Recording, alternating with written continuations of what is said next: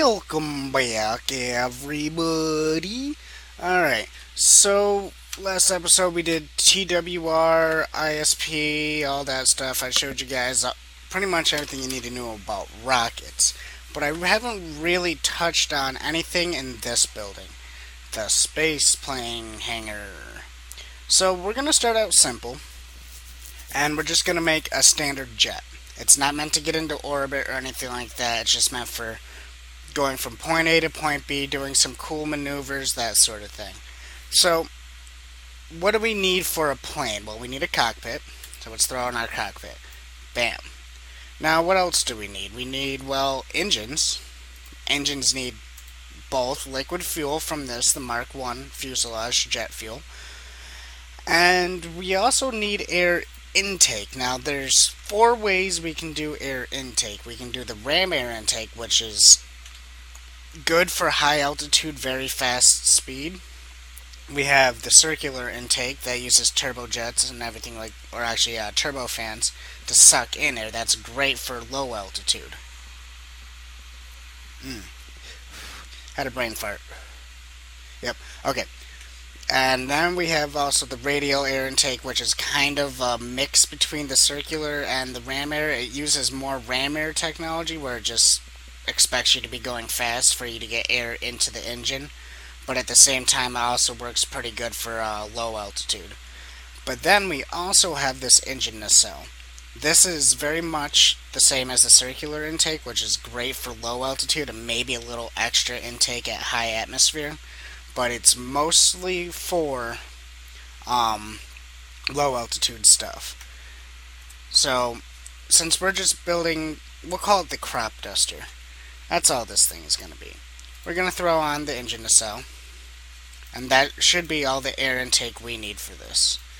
Now, a lot of you will probably want to do like this really cool dual engine thing, and we'll get into how to do that and everything. But for now, we're just going to throw on our fuel. So now we got the 2 parts we need to run our engine. Our engine, we're just going to use the basic jet engine. Cool. Now, we are missing some things here that are vitally needed. Well, not vitally needed. I just consider them needed because they help a lot in the long run. So, first thing, I always throw on a battery. Always and forever put on a battery. It is so helpful when you're trying to do maneuvers when you're out of fuel. And to help with stability, we're even going to throw on an SAS module. And you're probably thinking, well, how can that possibly help? I mean, we already have wing surfaces and stuff like that, but when you're just trying to fly in a straight line, just the wing surfaces, the characteristics of your plane will make it point down or point up on its own, or yaw left or right if you're unbalanced, that sort of thing. Alright, so we got battery, control, air intake, fuel, jet, and the pilot. It's already looking like a plane. We're almost there. Now, what I like to do is, a lot of people like to take these small gear bay and they throw them on and they're crooked like that. Well, in takeoff on heavier planes, you never really want to do that. It throws it off all wonky and everything like that. So what we're going to do is you take 2 of these octagonals and put them about that angle. If you can just remember that or eyeball it, somewhere close to that. And you should be able to find the sweet spot on them for these, where they do that. Now they're straight and they're off to the side a little bit. Now up here in the front, we put one. I like to connect it kind of where the battery is, because if you put it on the cockpit, as you can see, it rotates upwards and it's funky. We want nice, flat, level stuff. And if you look, our wheels are pretty much exactly aligned. The rear wheels are a little bit high up, which is actually what you want. You want your nose to be up during takeoff, just a little bit. Alright, so we pretty much have everything here. We have intake, engine, fuel, landing gear, control, cockpit. Now we need to look at how we're going to put the wings on here. And the key is you want your center of mass turned off and your center lift, which pops down here right now because we have no wings. So now we have to look at it like this. Do we want a delta configuration where it's a giant triangle? Or do we want a standard airplane where it's long in the front and then small in the back? And I personally absolutely love the Delta Wing because it's so much easier to design. So what we do is we take this, we actually use the thing called the Delta Wing, and we throw it on. Now I'm eyeballing here just from experience and everything of where to put it. Now our lift is behind our center of mass, which means we will nose down very hard if we try to fly anywhere. Also, we had to put control surfaces on the Delta Wings. So just go like that. Now, we're nosing down right now. That's bad. Never want to nose down. You can use center of thrust to counteract off balance by these two things, but that requires your engine to be on at all times. So we'd like to design it as a glider with an engine. That's how I like to look at it. It's a glider with an engine. So what I like to use are these Delta Deluxe winglets because they have their own control surfaces built in, and I kind of futz with them, and I find a nice happy place here up front where they just kind of fit in nice, and there we go. Now the key here is you want it a little nose heavy. A plane that's slightly nose heavy flies better than a plane that's tail heavy, because if it's tail heavy with the thrust being back here, it constantly wants to flip backwards. So with it being a little nose heavy, it'll actually fly very straight. Now we need yaw control. Now there's two ways you can do that. You can do two like this, one like that. Keep in mind when you're doing two like this, you are adding a little bit of lift in the rear, so you might want to, bring it up here a little bit, something like that. Or you can even bring it out here, if I can remember the button. It's E, by the way, to flip it up like that. You just hit E, flip it up, and you put them out there. Now that gives us two yaw controls that are very much off our center of mass, which will allow more stability. And if you want even more yaw control, you can do the third one here in the center. With the wings pointed straight up and down like that, they provide no lift unless you're turned on your side. Then they provide lift, and in this case will be very nose heavy during turns. But that's fine. We can always counteract that by not turning over completely, and I'll show you guys how to do all that here in a second. So this is a very basic single engine design. We're going to go ahead and launch it. If you want, you can go ahead and grab your cupcakes now while we wait for the loading screen. I think I said cupcakes. P. Yes, I know. Doing videos and everything, I should be great at the language I speak at so that you can all understand me. Well, that's not always the case. But anyways, so you hit the T key, turn on SAS. I always do that first, and I throttle up to 100% just like on rockets, which launch from there, before I even turn on the engine. This is so we get a quick launch and everything. For heavier planes, you actually want to get the engine going with the brakes on for a little bit, just so you have more runway space. Get up to about 150 meters a second, pull up, and you should go up. Hit G for the gear. Now, if we turn off SAS, we can see the characteristics of our plane. The thrust is making us nose up a little bit, but we could always, bring it down. We are nose heavy, so it should be relatively easy to bring the nose back down. This is with no SAS on. Turn SAS back on, and we can actually set it perfectly level right here like this, and fly quote-unquote in a straight line. And I will explain lift characteristics with the weight of your plane and everything like that here in a second. Let's go ahead and try a turn. So what you do is you turn over like that and you pull back. And it looks like we are a little bit more agile than we need to be. Let's see if I can correct this. There we go. This plane is more agile, and what happens is the thrust will be offline from our prograde and everything like that, and throw us into a spin. So let's try caps lock in a turn. So we do that. And we should be able to whip out a pretty hefty turn here. Looks like we're pulling, I'd call that 8 Gs during a heavy turn, maybe 10. And 25 is when we spin out. And then I corrected it just like that. So turn off caps lock. And we can bring her back in for a landing. As long as I don't do that. But I've been flying these long enough where when something like that happens, I can correct it pretty easily. Now, if you don't like it when you're playing oversteers like that, you can take off the battery and the SAS. I like to have it for higher control and everything like that. And as you can see, it's a pretty fast plane. It's very light, not too many surfaces or anything like that to deal with. So I'm just going to go ahead and get us lined up here. Cut engines right now. And we come in nice and soft. I like to do a little bit of nose up, nose down kind of thing to glide us in. And let's see if we can land right where we started. Touchdown, brakes. And we didn't stop fast enough. That's okay though. Alright, so that is our basic design. Nothing fancy there.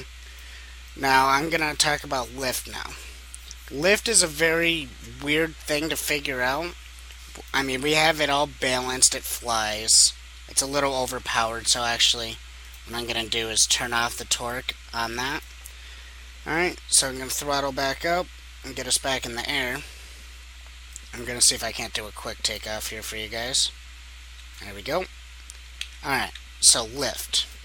Lift is a little tricky to explain, but I think I should be able to manage here. So the reticle here is where we are pointed and the prograde is where we are going.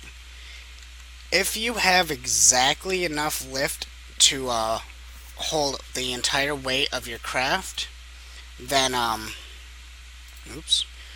if you have enough lift to hold the whole weight of your craft, the prograde marker will actually be perfectly aligned with your reticle.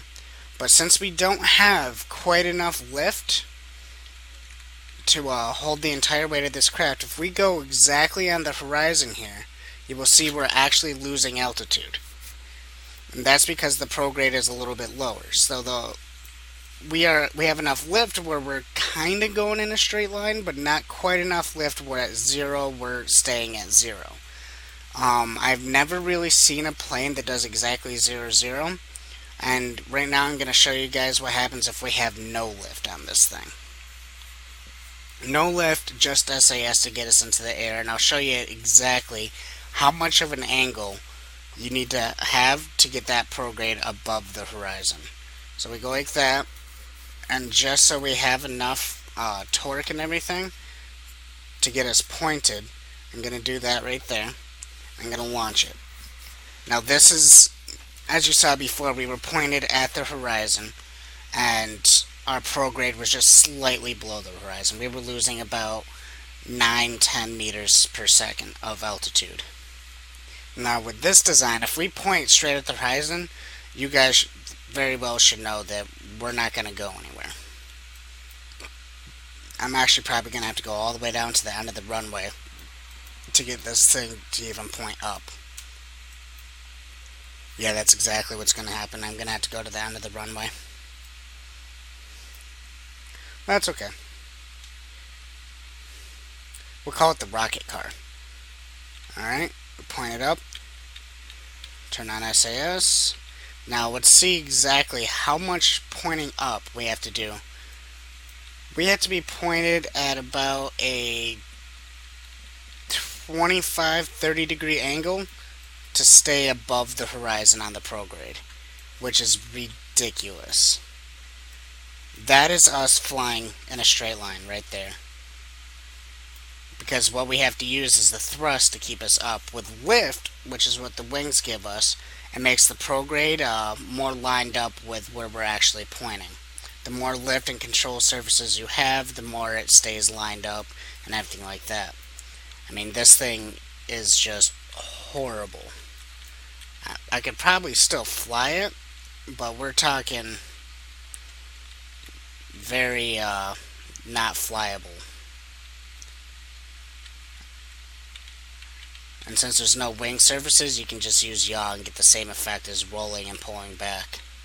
And look at this. Since we started going down, I had to point up to just about 45 to recover. That's with no lift. You just saw with lift, we were able to point just about at the... Actually, I'll show you that. If we point pretty much straight at the horizon, look at where our prograde is. It's going way down. See if I can recover. And I did. So pointing straight at the horizon, our prograde marker goes down to probably about 15 degrees if we let it, because we have nothing keeping us pointing straight up in the air. So that's lift. I showed you guys how to balance your plane, and now I'm going to show you guys how to do the dual engine thing the easy way. This is how I do it. It's not always the correct way, whatever. It's all up to you. The planes are way more design heavy than they are functionality. Rockets are all functionality and doesn't really matter design. This is pretty much just how you want it to look. So we have our intake here, but since we have two engines, I'm going to go ahead and throw on, actually, I won't use those, because what you do is you just stick two, we have two engines, so two things of fuel is usually a good way to go, or you can do vice versa. You can do two nacelles and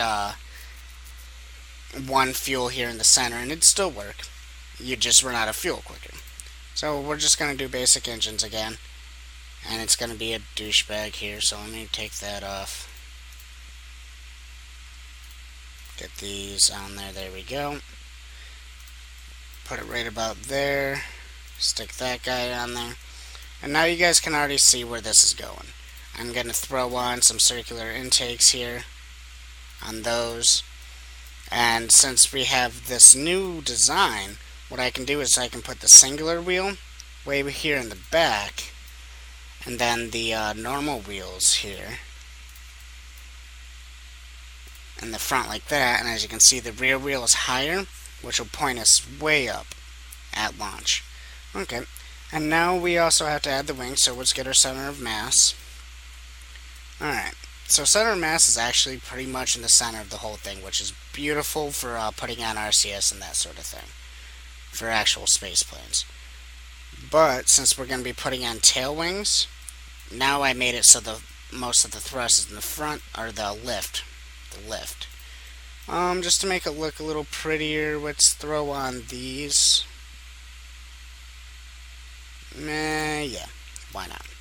Just so it looks a little bit better than it does, because we have this big reverse triangle in here, but whatever. That doesn't really change anything, or that. Like I said, the design of it doesn't really matter as long as you have all the functioning parts. So now for this, since perfectly horizontal ones don't quite pull back all the way, I'm going to do two staggered ones at two different angles. Right about there. Oh, a little bit too nose heavy. Not nose heavy at all there, so... Excuse me. Let's pull that around. There we go. So we got... Now, with them at an angle like this, that gives you yaw control, roll control, and stability all at the same time. It's a multi-purpose winglet when you do it at an angle like that. I just put two on just for the sake of having two. And there we go. That's your dual engine design. Now this should be excessively stable. And when I say excessively stable, I mean it's going to be rock solid. I've flown this design before when I was exploring areas of Kerbin. When I built it though, I used the ram air intakes and the ram air engines. Let it settle, turn on the engines, and let's go. And you should see that without me, I'm not touching the controls, you can see down here. Our thrust is actually making us nose down a little bit. I don't know if you saw that, but the rear lifted up before the front did. So let's pull in our gear. And look at this, not touching the controls or anything, we are naturally going up. This thing has enough lift due to that wing surface, this wing surface, control, and 4 of these. It has enough lift where we're just maybe 1 degree off the horizon and we're gaining 5 meters a second, which is beautiful. I want to see real quick right now. We are nose heavy, which like I said, that's what we want more than tail heavy. If we're going to choose anything, it's nose heavy, because as you can see here, it lets you kind of control it and bring it back to around, and So it points down, and you just pull up. So we turn on SAS again. Let's try a turn now. And with 2 engines, I'm at full pullback right now. Due to the extra weight and everything, we can't oversteer. So, like I said, this thing is rock solid, flies just like a real airplane, all that kind of stuff. It's a beautiful design in my opinion. Now, if you wanted to go to space with it, you would take this nacelle off and replace it with one of the long engines there and probably an aerospike engine, and then put the fins on the side back where the aerospike is and everything like that, then balance out your lift and whatnot. Alright, so let's check our lift here once again, now that we have some altitude. I'm going to point exactly at the horizon, or as close as I can, and see if we gain or lose altitude. And we're just barely losing altitude when we're pointing straight at the horizon. Oh yeah, this thing almost flies perfectly level. We almost have enough lift where it doesn't matter. In fact, if we cut engines here, just to absolutely cut engines, I'm going to quickly turn these off. Because when you down throttle on a jet engine, it still actually produces power for a little bit. And this is us gliding. Absolutely no power or anything. We are gliding.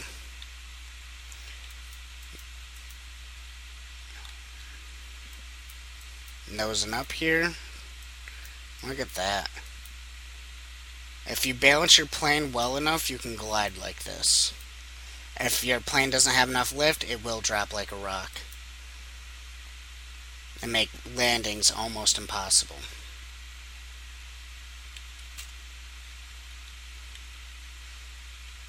Now we can turn on the engines here so we can get back to the runway. Throttle up. I'm not going to use full throttle or anything like that. I'm just going to use enough throttle to get us back to the runway. And those engines are making us nose down, but that's because the thrust is so far back behind the center of mass. Let's check yaw control here. Got a lot of good yaw control. Okay, cutting engines again. Gear out. Banking.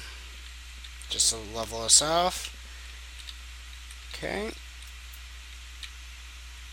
And we have touchdown. Apply brakes. Now this thing's a little nose heavy on the wheels, so stuff like that can happen if you brake too hard. Alright, so what did we cover? We covered the fact that your center of mass and your center of lift had to be nearly lined up, but you wanted a little bit more forward on the nose as far as center of mass goes. So if we look here, our center of lift, the blue arrow comes up just behind the center of mass thing. Perfect. Little nose heavy. You can always fly easier with that than you can with it nose light. Keep in mind, center of thrust, if it's behind center of mass, we'll want to make you either nose down or nose up, depending on where your lift and mass is. Since we're nose heavy anyways, our center of thrust will want to make us go nose down. If we were nose light, where the center of mass was behind the center of lift, then we would nose up due to the thrust. That's just think of it as you trying to balance a broomstick on the palm of your hand. Your palm of the hand being the thrust, and the tip of the broomstick being the nose. Think of it kind of like that. Alright. We covered lift in general, how to determine if you have enough lift on your plane or not. If you're pointing at the horizon, you see how much altitude you're losing at a perfect altitude pointing. Basic space plane design, you can go delta like the previous plane we had, or you can go, I like to call this like a glider. This is like a glide kind of design. And like I said, if you really wanted to turn this into a space plane, you can just throw that on there. Now this is going to throw off your center of mass a lot, because these engines are very heavy. And go like that, and then you can add on your winglets as desired to get the lift you need back here. Actually, as a little bonus, Little tiny bonus for you guys. No, that's not quite right. Lift that up a little bit. Just trying to get it so we have enough lift on the tail end here for the heavy engines. We're still tail heavy. So what we can do is add one more somewhere in here, right there. Perfect. And then you can just add gear. And then you of course swap these out for turbojets for high altitude. Remember, turbojets are always for high altitude. And then swap these out for the ram air intakes. And it's going to be a douchebag because these are in the way. So, and the delta wings are in the way. There's just a lot of things. Okay, it's being douchey, so I'm just going to do it like that. Bam. Now we turn that back off. Once again, if you don't know how to do that, it's all F12. If you're on a laptop, you'll have to figure out how to hit your F buttons. Shouldn't be too difficult, though. It looks like we are still really... We might even just drop those and slide these forward. Bam, bam, bam. Okay. Well, let's add some of these then. Ooh, right there. Perfect. Now, if you notice, we have our lift and mass right where we've always wanted it. Now, the only problem I can see here is the exhaust from these are going to hit these wings and quote-unquote damage them. So, now we have to finagle them around, and if you put them up at an angle, if you can see the center of the engine without seeing this, then you're fine. It's perfectly okay. Alright, so that should get into space. I'm not going to do it in this video. It does take a while. It's usually about 12 minutes of flight to get one of these into space. Essentially what you do is you go straight up until 10,000 meters. At 10,000 meters you start to go horizontal but still climbing. And at that horizontal point what you're doing is you're getting most of your orbital velocity set. And then once you're at about, depending on how many intakes you have and that sort of thing, you should be able to make it up to about 26,000 meters.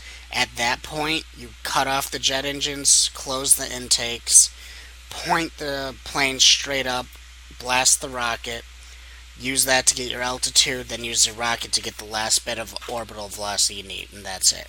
And this is a space plane that I just made off the top of my head. And if you guys, I'm actually going to be starting a new thing here.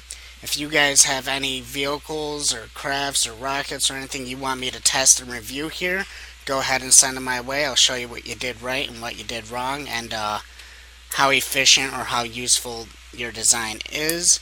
If there's anything specific you want me to look at with your vehicle, I will do that. Like if you build a rocket and you want me to test how good it is at getting Duna and what could be improved, I'll do that. Or if you just want me to do a general review, just in the comment section,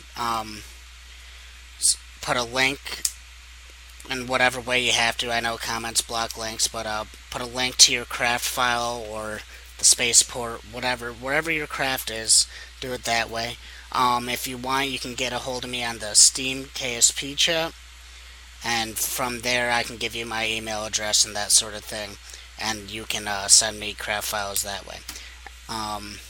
Next episode we're going to go a little bit into fuel efficiency on our rockets, and it piggybacks off ISP, I know that, but we're just going to go over the most efficient way to get into space, the most efficient way to do things, how to plan how much fuel we're going to need, why adding fuel is not always the best fix for things and stuff like that.